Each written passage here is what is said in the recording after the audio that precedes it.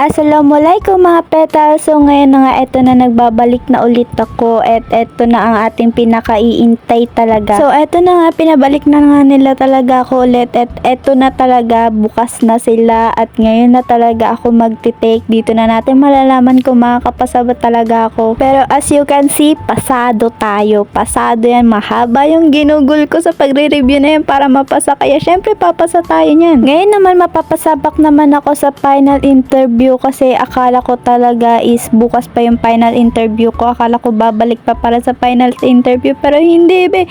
Isahan lang nila pagka nakapasa ka sa mock call, diretso ka na sa final interview. Pero mag-aantay ka pa nun kasi may mga pila-pila pa yan. Kaya ako inabot na ako ng alas 6 ng hapon, mag-aalas 7 na at gutom na talaga ako te. Napasabak talaga ako sa final interview na walang kain. Bahala na talaga basta maipasa to. And ayun na nga, napasa ko yung final interview ko tsaka yung typing test ko. Napagod din ako sa typing test and pagtapos nun nag-contract na and umuwi na ako. Grabe, halos kalahating araw din akong nakaupo dun sa upuan na yun. Nakakapagod palang umupo, ang sakit sa likod. Pero ayun na nga, naghanap muna ako ng malapit na store para makakain muna ako and nakita ko tong yakisoba. Ay mali, yaki udon pala to. Bali ayun, fried noodle pala siya. Akala ko noodles kaya nilagyan ko ng sabaw pero masarap rin naman yung kinalabasan kahit na medyo gutom na ako dyan kaya wala na talaga akong pakailan basta kahit anong basta may makain. And ayun na nga, pagtapos ako kumain, sumakay na ako ng tricycle, MRT, ayan, para makauwi na tayo. Bali dito muna na matatapos yung video ko mga kapetals and see you in my next video.